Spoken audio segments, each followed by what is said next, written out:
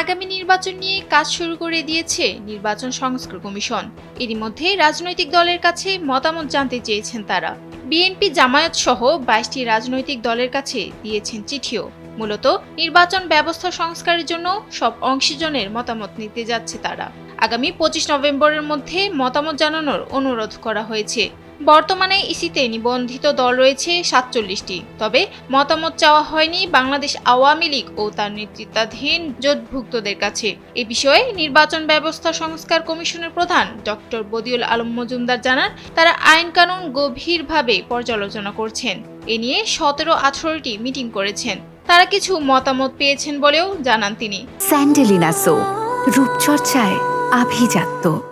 গণমাধ্যমের মতামতও নেবেন, তবে দলগুলোর সঙ্গে সংলাপের দরকার নেই বলে মনে করেন তিনি। জানা যায়, গত 3 অক্টোবর নির্বাচন ব্যবস্থা সংস্কার কমিশন গঠন করে অন্তর্বর্তী সরকার। এক্ষেত্রে 90 দিনের মধ্যে প্রধান উপদেষ্টার কাছে সংস্কার সুপারিশ জমা দেবে এই কমিশন। দায়িত্ব নেওয়ার পর কমিশন গত 22 অক্টোবর নির্বাচনী ব্যবস্থা সংস্কার বিষয়ে নাগরিক সমাজকে 15 নভেম্বরের মধ্যে ইমেল, ওয়েবসাইট বা কমিশনের ফেসবুকের মাধ্যমে মতামত জানাতে অনুরোধ করে বলে জানা গেছে।